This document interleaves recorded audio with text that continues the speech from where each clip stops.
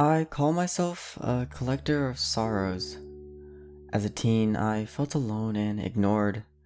My classmates bullied me, and my parents spent most of their time at work. They didn't have the time or care to hear how Brett pushed me on the playground, or how Tommy joked about my big nose. After a while, I decided no one would help me, but I didn't want anyone else to feel neglected. So I started to collect obituaries, missing child ads, and tragic stories in the paper. While I pored over grisly murders and tragic accidents, I copied the victims' names and faces to my memory. Others would forget about them, but I would remember.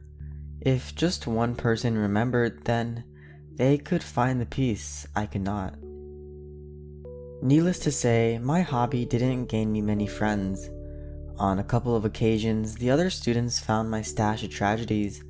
When they did, they tore it apart or burned it. Then they'd beat me up for the fun of it. But eventually, the bullies forgot about me. By the time I graduated, there was no one left to judge me. Even afterwards, I avoided people and people avoided me. I took a boring desk job at an accounting firm, where each of us enjoyed the privacy of a small cubicle. The only time I ever talked to someone was when I refilled my bottle at the water cooler. From time to time, I consulted with my boss, Julie. She was tolerable. When I took the accounting job, I moved to an isolated home in a rural town called Harriston. Like many country homes, mine sat on acres and acres of land. My closest neighbor, if you could call him that, lived 5 miles down the road. Most of my property sat wrapped in a vast pine forest. Old trails snaked throughout the woodlands. Many of them lead to small lakes and ponds, while others circled back around themselves. Even recluses needed fresh air, so I walked them whenever I could. Having grown up in an urban neighborhood outside of Chicago, I was accustomed to reading about car crashes, drug overdoses, and gang violence from time to time. When I moved to the country, I expected a new set of tragedies, but I found something different altogether. Over the years, I recorded many instances of missing children. Most had wandered into the woods, lost their way, and never made it out. When they were found, if they were found, their corpses were days old. The forest critters had picked apart their bodies almost beyond recognition. In one graphic photo released by the police, a girl's throat was ripped out and her head was turned completely around. Probably the work of a local grizzly bear. Foul play was almost never expected. If any of the children had been murdered, the police had no suspects. After all, family was everything in Harriston. Since neighbors were few and far, the townsfolk spent most of their time almost exclusively with family. To murder a family member was unnatural and unthinkable. In my first 4 years in Harriston, there were just 2 confirmed murders. On September 2, 2012, a man shot his brother after several beers and a heated discussion about who contributed more work to the farm. On January 7, 2016, a man broke his sister's neck to take her share of their father's inheritance. The man denied everything. Evidence was scant, but the jury convicted him anyways. He spent the rest of his life in a state prison. The most interesting report came in the summer of 2016. This time, a grown woman, Angela Witten, went missing. Her husband said she went for a morning run in the forest and never came out. As with the missing children, everyone assumed Witten had simply lost her way. But the husband claimed she ran those forest trails every morning. She could not have gotten lost. She knew those trails by heart. 3 days later, Angela Witten appeared at the start of the trail. An unflattering black and white photo showed her with deep rings under her eyes and a cut across her cheek. According to Witten, when she entered the woods that morning, the trails changed. After a few minutes, she turned back, but even after 10 more minutes of running, she was no closer to home. In time, the trail led her to a clearing. She described the air as thick and unnaturally quiet. The clearing, Witten said, was a perfect circle of dead brown grass. At the center of the circle stood a stone pedestal. She approached the pedestal and found a glass orb. Out of curiosity, she touched the orb. She found nothing strange about the orb itself, but wondered who had placed it there and why. Angela Witten then tried to exit the clearing, but she fainted before she could reach the tree line. At that point, the woman's recount became harder to follow. She spoke of laughing shadows and eyes on her back. The only thing she could clearly communicate was that something was following her. Even after leaving the forest, she said she still heard it and felt it, and it was getting closer. Witten's story took up only a short column on the 4th page of the newspaper. Just a day after her story was published, Witten died. Her 5-year-old son found her collapsed on the kitchen floor with her neck snapped.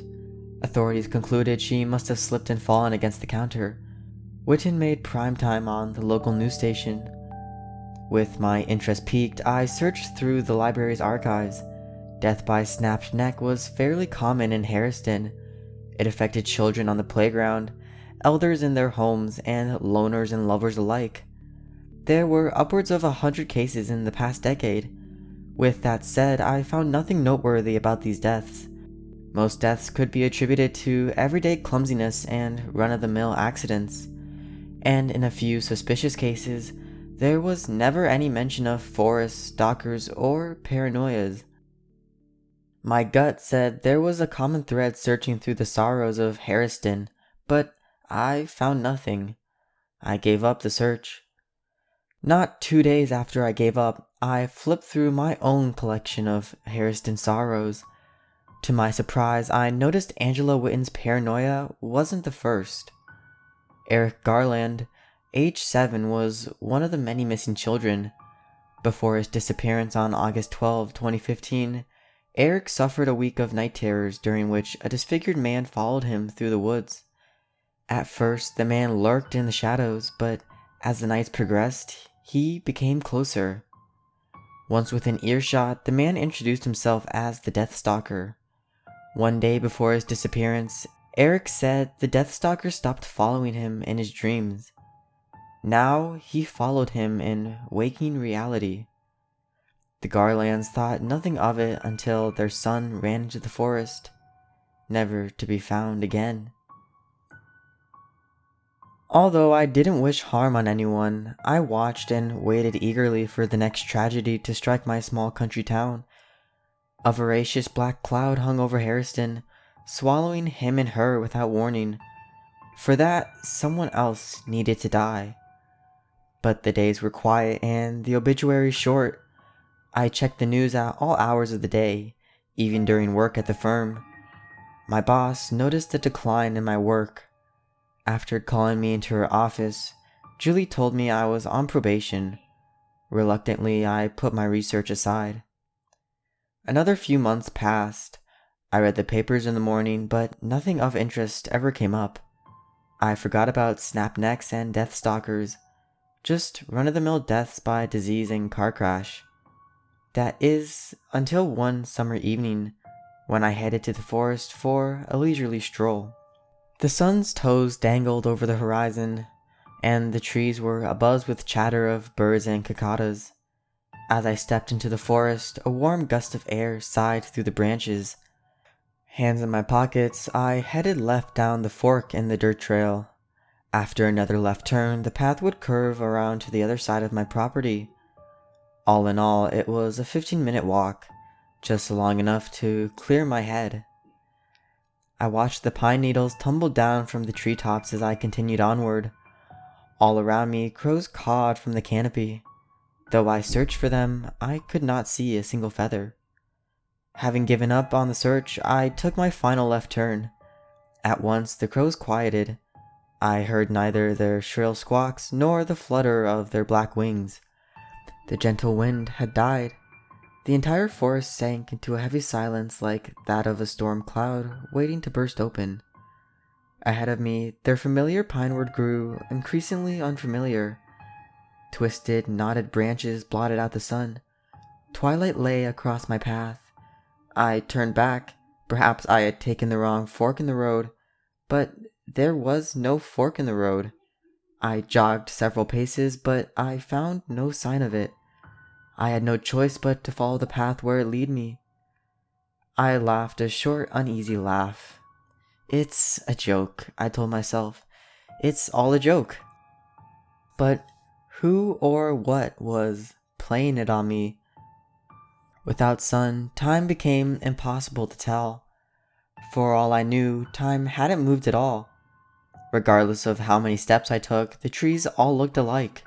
And yet at some point, cobwebs descended over the pine trees. They sucked the trees dry until their needles browned and dropped to the floor. Not knowing why, I hurried down the path, faster and faster. Soon a cool sweat spread over my body. Just as I began to pant, I ran face first into a spiderweb. I stopped to rub the sticky thread out of my eyes and spit out a strand that slipped into my mouth. When I opened my eyes, the forest had fallen away. The tree line broke and the grass died. Before me lay a perfect circle devoid of all life. At the center stood a stone pedestal, and on it, a black ball carved from glass. I could not believe my eyes. I snapped a picture with my phone just to be sure, but the photo showed me the exact same clearing. Maybe Angela Witten wasn't crazy, I thought. My legs pulled me forward as if of their own accord. The closer I approached the pedestal, the greater my curiosity grew. I ached to touch the orb, though I could not say why. Before I could stop myself, the orb filled my hands. I brought it to my face until I could see my pale face on its polished surface. Yet, as I stared deeper into the glass, I became aware of something else. A dark figure with great saucer eyes. Just as I noticed it, the figure smiled a sharp, crooked smile. At once I dropped the orb. It made no sound as it hit the ground, and when I blinked, the sphere reappeared atop the pedestal. My heart leapt into my chest. Once again I ran. All around me the trees snickered and the sky darkened. I looked up in search of the sun. To my surprise, it sat on the horizon just as when I entered the forest. The sky had not darkened at all, but my vision had. I sprinted towards the trees while the sinister cackle echoed around me. A dark veil smothered my sight. I fell. Cold, hungry, and scared. I woke up at the start of the trail. Dusk was slowly sinking into night. I brushed the dirt from my shoulders and inspected a long gash along my right shin. I can't recall how I got it. I glanced down the forest path. The wind roared through the trees. Far back on the edge of my vision, a silhouette swayed behind the thin cedar. I blinked, and then it was gone. A figment of my imagination, I said. But I didn't stick around to find out. I scurried home and locked the door. Without hesitation, I ran into the shower to drown my thoughts. I thought the shower would calm my nerves.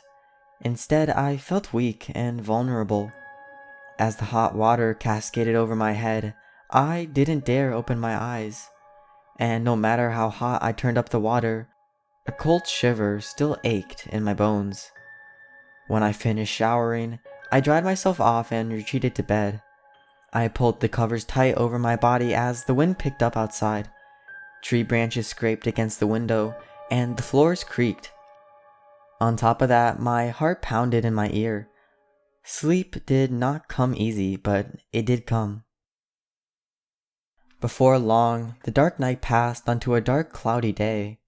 The memory of the forest clearing echoed in my drowsy morning thoughts, but I dismissed it as a dream and carried on. Then I made my breakfast, got dressed for work, and headed for the door. But just as I grabbed the doorknob, I had a thought. I took out my phone and opened up my photos. It was there. I hadn't imagined it. The desolate clearing with the stone column and glass orb. I zoomed in on the column. Although I hadn't noticed it earlier, there were runes covered into its surface. I couldn't guess their origin. They looked ancient and inhuman. As I inspected the ruins, I spotted a shape crouched behind the withered trees. Shriveled and slate gray, the shape stretched a long claw from out of the brush. A thin slit of a mouth stretched all the way across its scarred face, and its eyes were hollow and hungry. A door slammed deep within the house. "Hello?" I called. A low grumble resonated down the hall. Before the noise could draw any closer, I sprinted out the door, got in my car, and drove away as fast as I could. Although a braver man would have investigated the noise, I didn't even want to think about it. As it was, I could barely keep the creature's marred complexion out of my thoughts, and its ravenous eyes. No matter where I went, I could feel their gaze wash over my skin. I sped down the twisted country roads until the dense forest gave way to rolling pastures in by the short wooded fences. On most days, farmers tilled the land, but the sky was swollen with billowing black clouds, and the wind raged through the tall grass. Rain threatened to fall at any moment. The fields were empty. The roads were as well. Thunder crackled in the clouds. I glanced up as lightning sparked across the sky. I followed its path over the field.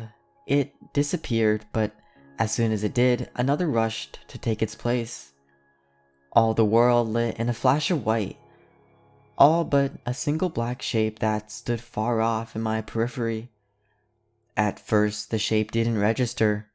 I drove another few seconds before I'd realized what I'd seen. When I glanced over, the Death Stalker stood at the fence, grinning wildly. Its head cocked to an impossible angle and its mouth spread wide to reveal a razor-sharp smile. The tires squealed and spit dirt as I floored it. The figure followed me just beyond the border of my sight. I could feel him like a scar seared into my every waking moment.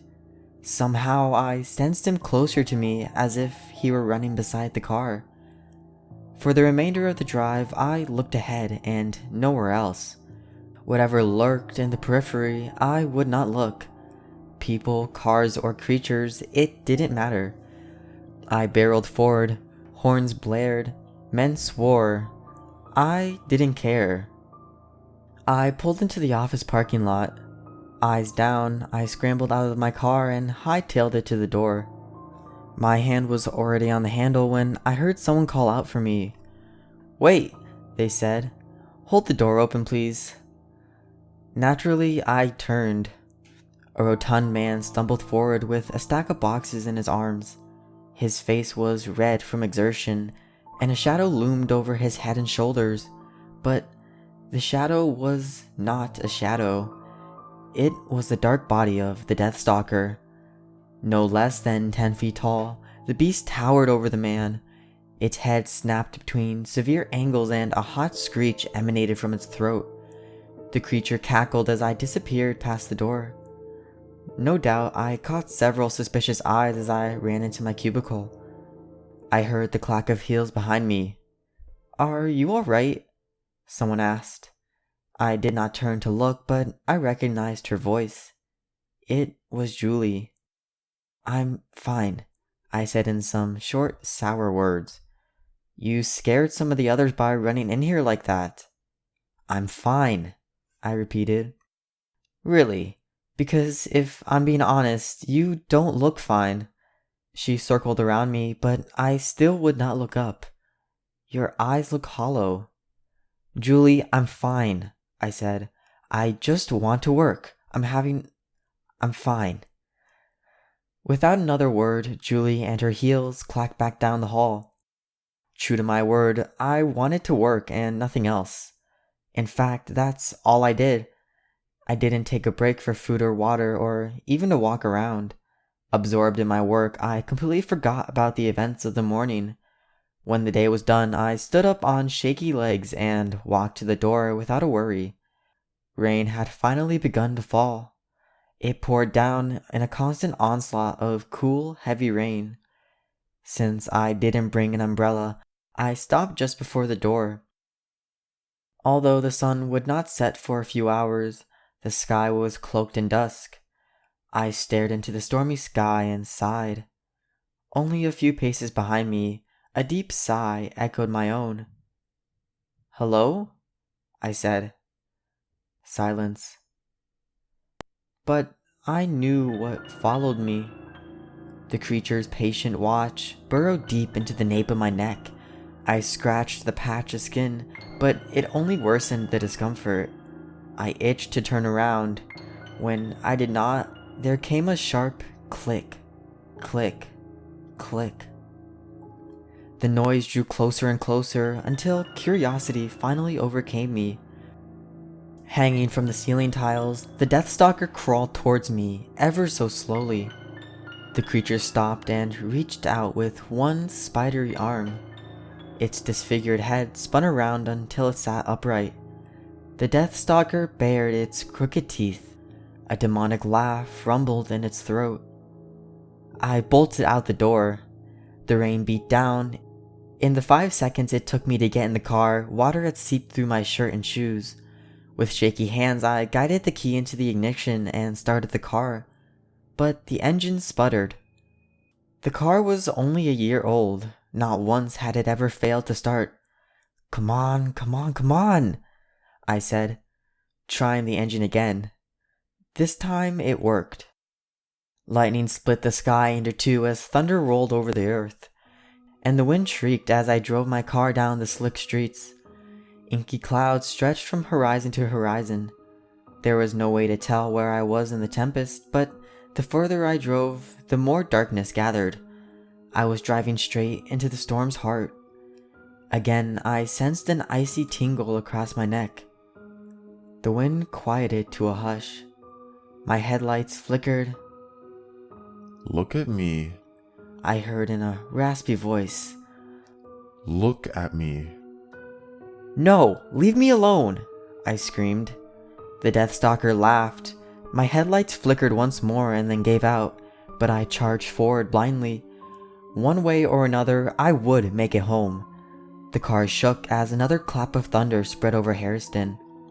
I squinted into the Dodge blackness. At once, the headlights flashed back to life. The light shone on the hulking figure of the Death Stalker. Arms spread, legs steady. He stared down my car. I clenched my eyes shut and prepared for the collision, but there was nothing. When I opened my eyes, there was only open air. By the time I reached home, the storm had subsided. Silence lay over the house. It comforted me and frightened me all at the same time. A twitch ran up my spine. "You just need sleep," I said as I entered my bedroom and closed the door behind me. "Sleep, just sleep, that's all you need. Just need some sleep." I kicked off my shoes and pulled back the covers. Just then, the door creaked open and slammed shut. I froze in place. The floorboards groaned from the thud of heavy feet. When the footsteps stopped, a wash of hot breath sprayed over my shoulders.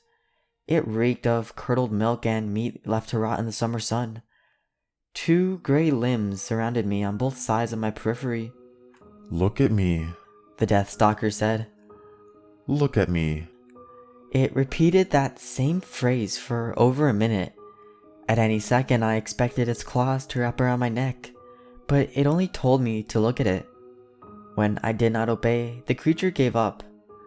Once again, an eerie quiet lingered through the house. For another minute, I stood still as stone. Nothing happened. I was safe at last. Out of habit, I turned to close the door for the night. The Death Stalker grabbed my head in its claws and pulled me towards its ashen face. Its eyes bored into mine. It loosed a blood-curdling scream that knocked me unconscious. Much to my surprise, I woke up. My back ached from the night on the floor, but my neck was in perfect condition. That was more than most could say after meeting the Death Stalker. But I did not consider myself lucky. If the Death Stalker left me to live, there was a reason. The only explanation I could think of was that the creature was toying with me. Even though I had woken up, I would not open my eyes. If I did, I knew what I would see. Springs groaned as the bed rocked, but I was not on the bed. Something had jumped on top. The sheets rustled as it crawled towards me. When the rustling stopped, there came a hoarse sigh. My hair danced as a puff of rancid air flowed down upon my head. Look at me. A gravelly voice said. It was so close, I could almost taste the creature's words on my lips. Look at me. No, I said. The more I looked, the closer the Death Stalker came. If I looked this time, I would not survive. But my eyelids fluttered with anxious desire, my spine shuddered, and my blood itched. The Death Stalker must have sensed my pain. It snickered to itself and scraped its claws against each other. They screeched with the sound of steel on steel. Look at me. It said again. I clenched my eyes shut and curled into a fetal position. No, I said, squeezing myself tighter and tighter. No, I said again and again until tears dripped down my cheeks. Now the Death Stalker's laughter echoed all around me. It rang in my ears and trembled in my bones.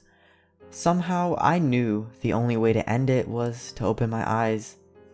However, in the end, my judgment suppressed my curiosity. I locked my head between my knees and never once opened my eyes. The Death Stalker called to me for hours. Its massive feet thud around me as it paced to and fro. When I did not answer, it grumbled and snorted. After 2 hours, the room fell dead quiet, and the stench of the creature's rotten breath dissipated. No longer did I feel a rattle in my bones or a fever in my veins. Even so, I would not relax. Just because a little tension had evaporated from the room didn't mean I was safe. It was just another ploy for the Death Stalker to get its hands around my neck. So the entire day I spent wrapped around my knees. I did not move, not for food or even the bathroom. The phone rang, presumably from work. After a neurotic day at work, I had disappeared. Julie would want answers, but she could wait. The day passed on. Minutes passed as hours and hours as decades. At some point, I passed out from exhaustion. Once again, I woke up on the floor. My back throbbed and my neck was stiff, but thankfully still intact. Dawn stretched through the windows and the morning doves cooed. I rose to stretch my limbs, washed my face, and changed my clothes. I made it halfway to the bathroom before I realized my eyes were open. My heart throbbed for a moment and then slid back into a peaceful rhythm. Despite the horrible days prior, I did not fear my sight. I heard nothing, saw nothing, felt nothing. I was free. I knew it. Sun shone upon the winding country roads. I enjoyed the leisurely drive to work. I smiled at the swaying forest trees and the workers in the field. When I got to work, I greeted my coworkers happily. Even on a normal day, this was strange behavior for me. Oddly, I could not find Julie to explain why I had never showed up to work the day before. I sat down at my desk and got to work. Yesterday's work still sat on my desk, but I completed it without delay. Before I moved on to the current day's work, I went to the water cooler to refill my water bottle. That's when I saw Julie scamper in. "Julie," I said. She jumped as I said her name, but came over regardless. "I apologize for yesterday. I was bedridden. It was terrible. Julie?" Her hair stuck in clumps. Dark rings circled her eyes, and her blouse was a wrinkled mess. "It's fine," she said. She forced a weary smile. "I understand." "Are you alright?" I asked. I had a rough night." She looked past me and nowhere else. "What do you mean?" I asked. Her brows burrowed in an expression of deep distress. "I had a dream of this glade in the woods. It wasn't a memory. I had never been there, but I could feel the withered grass on my feet. It was as real as anything. As real as you standing in front of me." She still would not look at me. At the center of the glade, there was a stone column with a black ball on top. I touched it and then I started running for some reason. I kept running and running as if something was chasing me. Now I'm awake, but I still feel like I'm running. If Julie looked at me then, she would have seen the color drain from my face and the light vanish from my eyes. "That must be terrible," I said. She laughed a nervous laugh. "I think I'm seeing things," she said. Before I could say anything, she shook her head. "No, I'm fine, she said. I knew otherwise. 2 days later, Julie was found dead in the stairwell of her apartment. Neck snapped. She fell down the stairs, or so they said. Family members called it a freak accident and a terrible tragedy. Her brothers wrote the obituary himself. He spoke of childhood memories on the farm, summers on the lake, and Christmas in the Florida Keys. His words were tender, wistful, and utterly heart-wrenching. They made a lovely addition to my collection of sorrows.